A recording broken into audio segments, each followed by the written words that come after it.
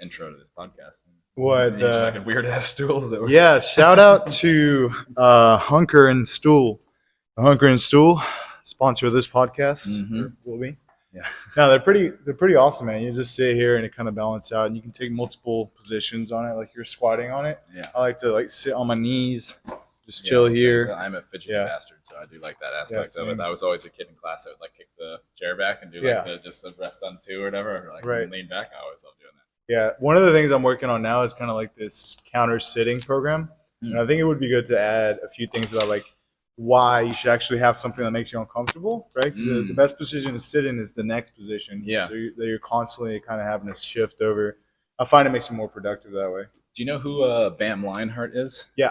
Okay. Yeah. He's a homie. He's big on that sort of thing as well. I think his expression is the best position is the next position. Like kind of thing. It's just always kind of rotating between two of them. He does a bunch of stuff on the floor. Oh, that's awesome.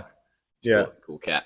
Especially for the people that work from home. It's like if you can choose to work somewhere where it's like a different type stool or like something like this or a beanbag, you have to kind of shift around. I think that's the best because I feel like working at a desk over time you just get so stiff. Right now I'm actually sitting at a desk as much as I can to kind of prove that you can counter the effects of it. So even though I sit at a desk for like 4 or 5 hours a day, I'm still it's like pretty flexible. But a lot of it is from ATG and like the strength through length. Yeah, where it makes you more protected and you're more comfortable in those positions. Yeah. 100%. So, hey guys, welcome to the Physical Freedom Podcast, episode number 7. We're here with Zak Woodward. Zak is visiting us all the way from Denver. He's a former Florida boy, Florida man. Yeah, Florida man. Yeah, born and raised. Oh, really? Where were you born? Gainesville. Gainesville? The swamp, for real. Oh, okay, so that's why you're a Gators fan. You're exactly. From the actual the location. Oh, yeah. That's pretty awesome, man. So this podcast, we just kind of like to talk and just have like a normal conversation, get to know each other. Because I feel like a lot of the best podcasts do that. Yeah. And it brings out the best, I think, for people. Looking forward to it. What are some of your favorite podcasts? What do you listen to? I haven't been listening to as many lately. Just been too busy, which I guess is a good thing. But some of the ones I like the Modern Wisdom podcast. Chris Williamson. Oh, amazing! I like his stuff. The English guy. He interviewed some good guests. He's got some good takes. Hormozy's podcast I love from anything business related. Like that guy's just got a knack for simplifying things, making things kind of just easy to understand. Yeah. He's on it. Yeah. Those are probably the big two. I mean, there's others I used to listen to back in the day, like Just Fly is always a classic in like the performance world. But those are probably the two that I hop on the most. Awesome. Yeah. Oscar said the same thing about Chris Williamson. Oh, yeah? Yeah. He's like a UK guy, I think, or he was at one point. Now he's in Dallas. Yeah, that's amazing, man. So what is it that you kind of do if you want to introduce yourself like to the crowd? And what would you define your profession as? Like, would you say you're a personal trainer or like your specialization is injury rehab, ACL, right, for soccer players or mostly for all athletes? So I would just say trainer. But then in getting a little bit more specific in that, I kind of have a term that I like called like return to sport, because like we're in the training space. We're not PTs, physios, so I avoid the word rehab like the plague, just to kind of keep myself out of trouble. But kind of dabbling in that gray area between like, all right, you've done some rehab, but we're not quite being like an athlete again, and so helping people make that transition. It's amazing. Most of that is in the kind of the ACL space, like knee surgeries, ACL, MCL, meniscus, like more serious stuff like that. But I'll do everything, hamstrings, shoulders, ankles, all of that fun stuff. And we'll do the performance side of things as well. But in the past 4 or 5 years or so, really have kind of doubled down and kind of made a niche, a little bit of a name for myself in that kind of knee rehab, return to sport space. Yeah, amazing. Yeah, cool, man. And what kind of got you to steer over in that direction? Like, what was your story? Because we all kind of have one, just how we found this type of training. And I know you're one of the OGs. You've been with Ben since like 2019 when he was training in person. But I'm sure you have many other influences, and we can talk about those as well. But what was the main thing that got you headed down that direction specifically? Honestly, it was kind of by accident of just seeing that this training system worked really well for that. And so just kind of going farther and farther. I mean, I got into ATG, like you said, pretty early in 2019, but I was, I guess, a little bit different from a lot of the people that find ATG with like knee issues, broken stuff, like that sort of thing. My knees were fine. Like when I was a kid, I had knee issues, and I broke my ankle in college, had surgery on that, had a pretty gnarly rehab recovery process, which was not the most fun, but by the time I'd found Ben, those were already sorted. So I was interested in actually more of like the performance side of things. Nice. And so going there, seeing this guy be able to kind of dunk, do all this crazy stuff after his surgery, seeing all the guys in the gym that were doing that, and then using that with myself, took my 40 time from a 5'2" as an actual like college athlete, like literally like a Division II college athlete running a 5'2", like slow as hell. And now I'm 28 and can run a 4'5", 4'6". Wow, like, that's impressive. College. Yeah. Yeah. So that's the kind of interest that I had. And then starting to get into using that in my training. And so with all my different athletes, it just started to work really well for those guys that had issues going on. Right. And so that just kind of snowballed. There was some guys with kind of minor knee issues, some knee pain and stuff like that, helped them with that. That turned into some pretty serious knee issues, turned into some old ACLs, some fresh ACLs, and it just kind of snowballed. And kind of just seeing how well this stuff worked with that and enjoying the puzzle of that a little bit more too. Selfishly, like I get to have much more of an impact on a guy who's coming back from an ACL, who's getting told he's never going to play again and getting him back on the field, versus you work with a college team and you take somebody's 40 down from a 4'7" to a 4'6" in 6 months. Like that's cool. Yeah. But it's such a smaller part of their game. If they're a terrible soccer player, they're probably still a terrible soccer player. They're just a little bit less slow. Right. So just selfishly, I got to have much more of an impact that way. And so I enjoyed that field. And it definitely seems like there's a need for it too. Oh yeah. Like there's just people falling through the cracks in rehab left and right, and there's a huge demand for it. So combining the skill set as well as the demand seems like a good place to focus a little bit more of my attention. Yeah, absolutely. Yeah, by the numbers, we're getting more and more athletic, and a lot of that is kind of leading to more injuries in a way. What do you think is missing in strength and conditioning, sports science when it comes to, what are some of the biggest things? Because I mean, we could go all day, but nothing's perfect. Yeah. I mean, it's a complicated topic. It's something that's multifactorial for sure. Yeah. I think just species-wide, humanity-wide, like we're just at a state in time where in general we're almost devolving, you could say, of like we're less fit, healthy, athletic than we have been as a populace. So we've been less sleep, worse food, all the lifestyle things seem like they're going a little bit backwards. And so that's of course going to contribute to stuff. The nature of sports itself is also getting more hyper competitive, hyper specialized, especially at early ages. Yeah. So we've got less multi-sport athletes. We've got less kids, even just in recess. Everything is very regimented, like training. There's a lot less just free play, which I think helps a lot with development. So both of those I don't think are doing our generation, our kids, any favors in terms of the injury side of things. But then I do think the performance space, we're also missing some stuff as well. It's just all about ramping up kind of horsepower output, like just more juice, bigger, faster, stronger, without an emphasis on building more kind of robustness, joint security, integrity, just helping kids stay healthy as well. There's not an emphasis on movement quality, on training through a full range of motion. It's just get bigger, get faster, run faster, jump higher at kind of whatever cost. And so it's interesting. I think we have gotten really good at getting people faster, but the issue is that the wheels are falling off and stuff like that. Of like we're faster and more explosive, but we're breaking down. We're not able to kind of handle some of those kind of increased outputs. And I think that's just from the training emphasis that we have in most kind of traditional S&C, like strength and conditioning settings, compared to an ATG or whatever we do within the system. Dude, that was a very holistic and comprehensive response. Like I honestly think you hit the nail on the head there. I think it has to be like it's easier, like it's a lot easier to sell of like, oh, you got to stop doing this and my training will fix everything. But like if we're going to be honest with ourselves, like humans are complex. There's lots of things that go into this sort of thing, and the prevention space is like, I mean, even just that term is something that's a bit of a misnomer of like what we do. Like there's no such thing as injury prevention. We use injury mitigation or risk reduction. It's just not quite as sexy. So like we put that kind of term on there. Yeah. But so like we're doing our best to give ourselves the best chance in order to kind of stay healthy and not have this stuff happen. But you get hit by a bus. Like it is what it is. Like injuries are going to be a part of the game, but it's hard not to look around at the state of sports from the youth level to the pro level, which is what's interesting. It's not just youth. It's not just pro, but it's hard not to look at that and say that we're not getting worse from a injury perspective. Yeah. Yeah. So how old are you? 28. 28. Okay. So you're younger than me. When did you run that 5.2? And how long did it take you to get to 4.5? My freshman year at college, so I would have been 19 then. Yeah. And yeah, even 19, 20, 21 was all kind of about the same. And then I ran a 4.6 when I was 25, maybe 26. I forget exactly when. And I'm definitely faster than that now. I haven't timed a laser 40 Wow. in a little while, so I don't know exactly where I'm at, but I think I could get 4 5. So you're getting more athletic going into your 30s. Exactly. Dude, that's amazing. Yeah.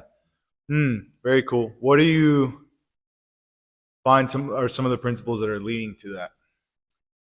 Because most people, they think by the time they're 30 or they're going into the 30s, they're never going to be able to sprint again. Even a lot of athletes think, 30s are where you start going downhill. But in reality, like humanly, we should actually be in our prime in 35 or so. Yeah. Right? Yeah. I think honestly, just a consistency of training Yeah. with a little bit of a kind of a balanced emphasis on I do kind of strength lifting stuff and I do sprinting, jumping stuff. And I try and do both of those fairly consistently. I think most people tend to do just towards one or the other, specifically the gym strength stuff. And like we stop sprinting, we stop jumping. And so then of course you're not going to have that same capacity. And so I do the lifting with much more of that kind of ATG style with the intent of can I make myself stronger, but also more resilient, more robust, take care of my joints, make sure I'm moving well. So that way, when I go have those sprint sessions, those jump sessions, I can both express myself to the fullest and I get an adaptation. I get a positive response from that helps kind of level me up, make me better instead of feeling sore, tender, broken down, kind of painful and kind of just digging myself a hole backwards. And you do that over a long enough time horizon and you just start to get just that incremental improvement that stacks up pretty quickly when you do it consistently. Nice, man. Yeah. Awesome. Yeah, I completely agree. Yeah, I'm definitely more athletic now than I was before I started doing ATG. And I've always kind of been that really slow guy. Finally getting to the point where I'm like, okay, I feel like I could have made the team back then, Yeah, I know. It's always that if I knew now what I knew then. Yeah, exactly. Yeah, very cool. Yeah, soccer team I actually got cut my junior year. Yeah, that's tough. No, it happens. I made it the first 3 years, and then they changed coaches. And the new coach, I don't know. He was like, "You're just not fast enough." I was like, "Huh." I mean, that's even just one thing, just in the States in particular, that I don't love about soccer specifically. Like our emphasis on the game is we just have, I'd say, an overemphasis on the physicality and like at the expense of more of the technical side of things. And yeah, you'll see younger, smaller, like weaker, skinnier players that are more talented or technical get passed over for someone who's bigger, faster, stronger, even though they're maybe not as technical, not as skilled, just because for whatever reason we tend to value that a little bit more highly than I think we need to. Yeah. Well, with any sports, it definitely helps to be athletic, though. I feel like it's now going to have a bigger impact in like American football. Absolutely, Like if you're like versus soccer, 160 pounds, 5'8", like you're not going to the NFL. Like it's not like there's a certain physical like size requirement you need in order to play the sport. And for soccer, it's much different. You don't just look at a guy like Messi and stuff like that. Like that stuff is valuable, but it's a more skill-based sport. It's a more finesse-based sport. And so not that it's not important, it's just a higher emphasis like kind of on this. And we almost value it like we do for like American football when there's a difference in kind of just the nature of the sport and which skill set's going to be most valuable. Absolutely, man. So take me back to 2019 before Ben was like a household name, I mean, very close to it now with 2.5 million followers or more. What was it that attracted you to ATG back then? And what are some of the differences you see between then and now?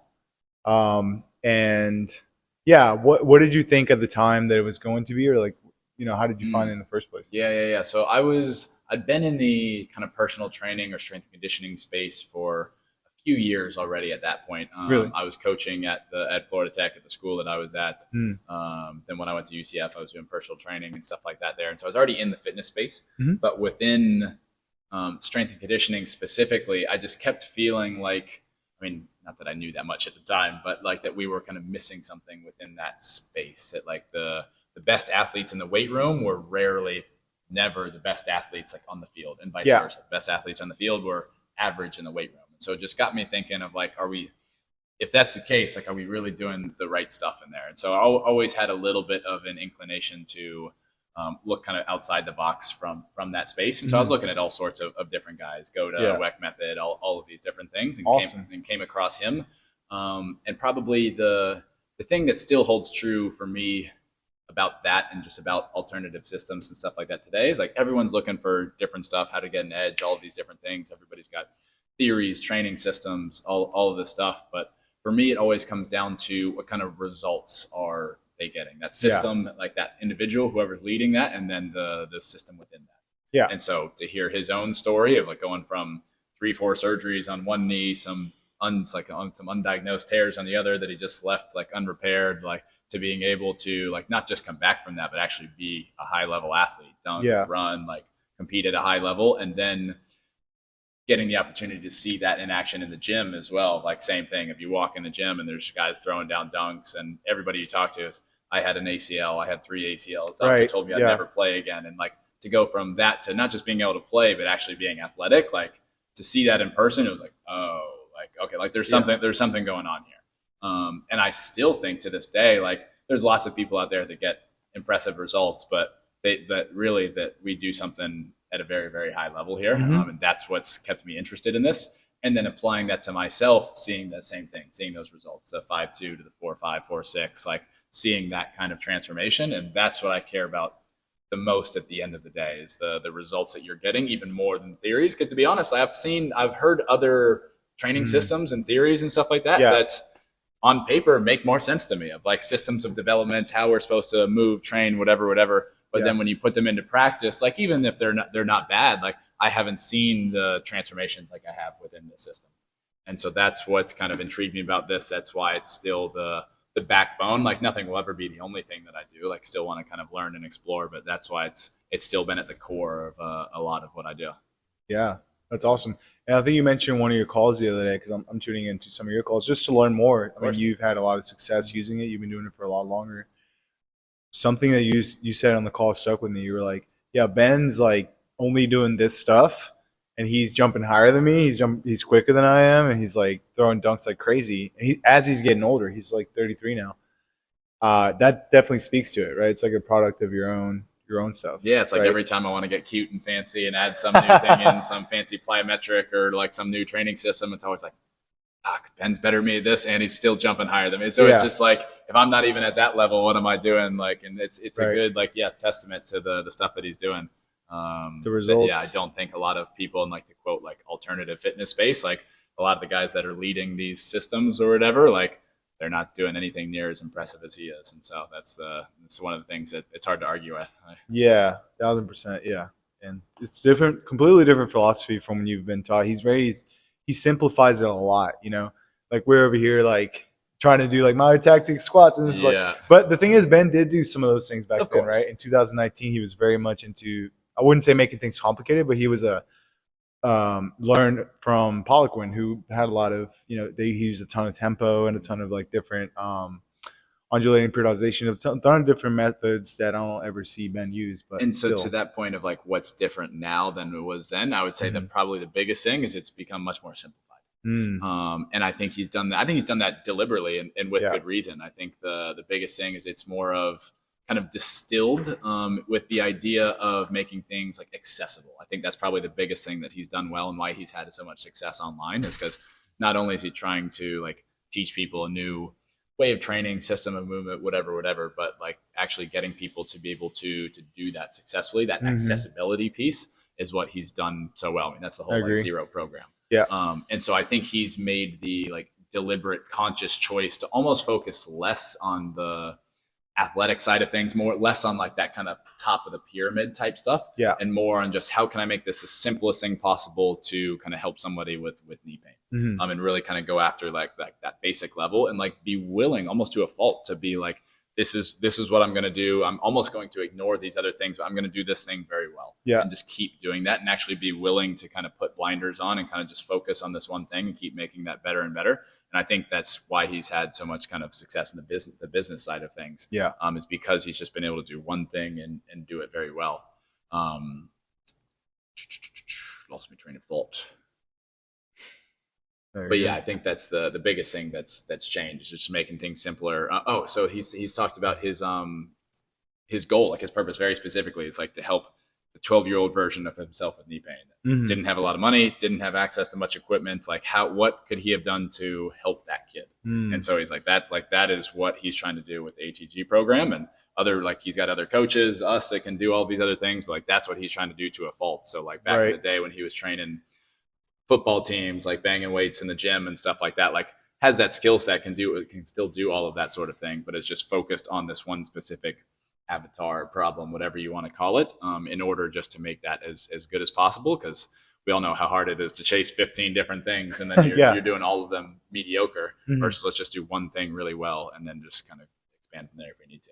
Absolutely, yeah. Do one thing really, really well, using kind of like what you learned from your mentors. What are some of the other influences that have helped you along your way as a personal trainer? Probably some people that I've had in person, just like kind of mentors growing up and stuff like that. My boss at UCF, Troy Morris, was a strength coach for the Orlando Magic. He was amazing. One of the ones that kind of got me into really the personal training space for real. Had a good connection with him. I mean, hell, even my strength coach at Florida Tech, Ethan, oh my gosh, I can't remember his last name. I don't even know. He's not there anymore. I don't know where he's at now, but he was literally, I didn't have a certification. I didn't have any experience, like nothing. But when I knew I wanted to start getting into this stuff, I just asked him if I could help out in the weight room. And we were a tech school that was hugely understaffed, so he was happy to have some help. And by the end of the semester, we had football teams that would come in, and we had a bunch of different groups that would come in doing the same workout because our weight room was so small we couldn't take the whole team at a time, so we'd kind of break them up. And so we'd run the first 2 or 3 together. He'd lead, and I would just help out, and he would just leave. Oh yeah, and just leave me with the team because it's the same workout. And so like I'm some 19, 20-year-old kid, no certification, no experience, and like it's kind of like sink or swim kind of deal. So it's just like getting thrown into that, like getting the actual coaching experience side of things. Just as a tangent with all the ATG stuff, I think that's one of the biggest things.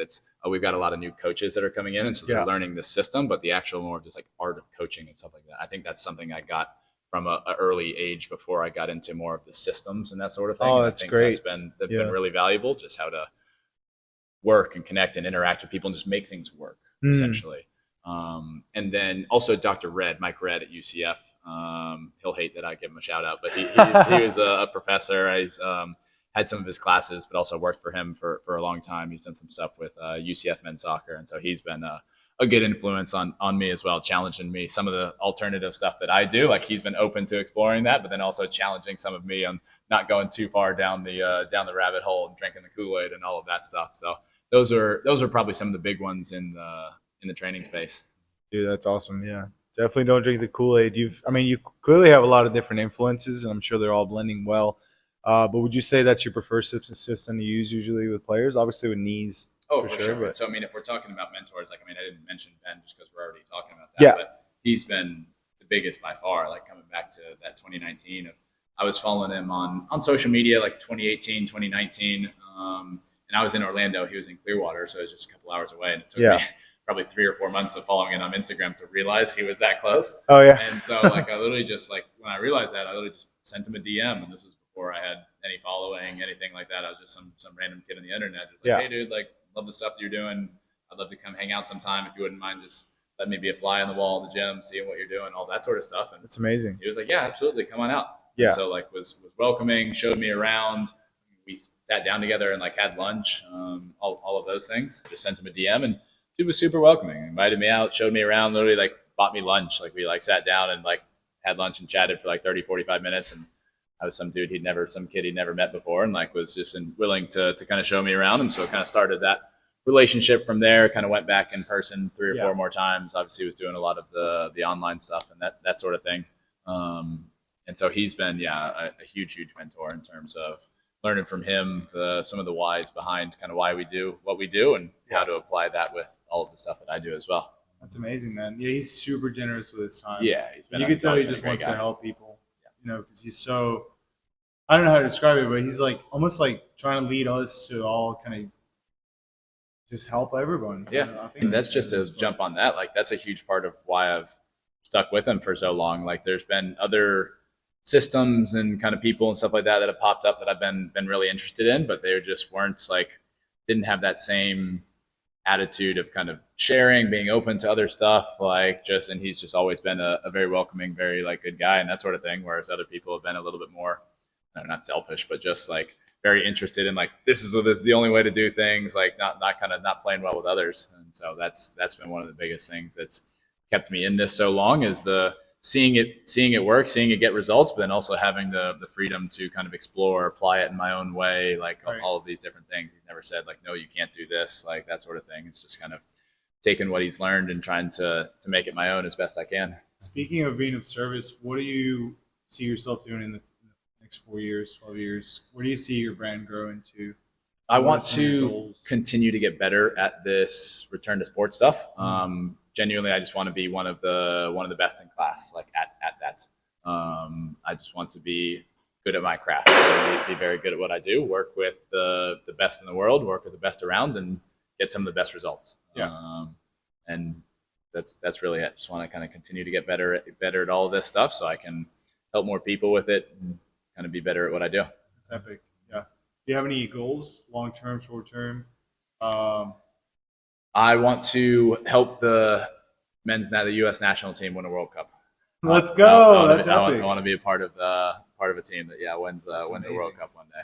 That'd be very cool. Yeah, dude, USA needs it. Oh my God, yeah, we got a long way to go, but hopefully I'll still be alive by the time that's a possibility. But yeah, would love to do something like that, and then also want to get invited out to the Emirates one day. Arsenal's my team for a long time, and so I got to visit there just a few months ago, just as a kind of tourist, that sort of thing, which is super cool. First time being over there, but we started working with a few Premier League players, and so that's the next goal. I'm hoping to go out to Brentford in a month or two to work with a couple guys out there, and one day I want to get invited out to the Emirates. Wow, dude, it's taking you all over the world. Yeah, we're getting there. That's epic, man. Yeah, man. And you have a program in the ATG app itself, right? Yep. ATG Online Coaching. Yeah, the ATG soccer program. Exactly. Epic. Yep.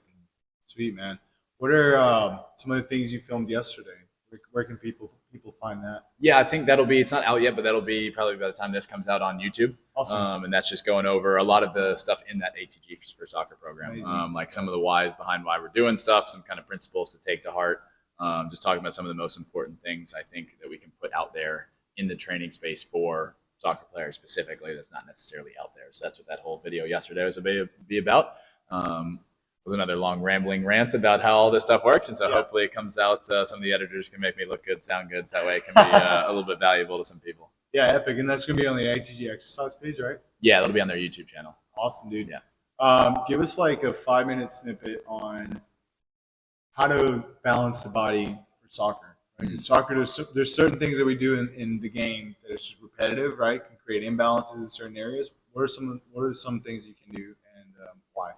Well, it's interesting. Like, I know Ben's obviously a big basketball guy. A lot of the guys that he's worked with are big basketball guys. That's where a lot of like the system was developed for. But I think it works equally well for soccer players. I think it fits great. The idea of building from the ground up, I almost think, is even more important for soccer players. It's starting with that foot, ankle, lower leg, making sure all of that stuff is really, really strong. Make sure you're mobile, able to move well, particularly through the hips.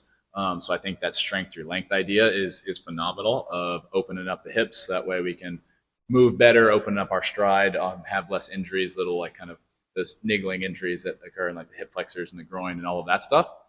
Then as well as using that kind of full range of motion idea to train the joints themselves. I think that's one of the biggest kind of secrets behind the ATG stuff in general, is using that deep range of motion, not just for improving mobility, flexibility, but improving the strength of our connective tissue, of our joints. And I think that's where it's been so helpful in the rehab return to sport process, as well as the kind of injury prevention, is not just building the strength of our muscle tissue, but also the actual internal strength of our joints, tendons, and ligaments. I really think that's one of the kind of secret sauces behind all of this stuff.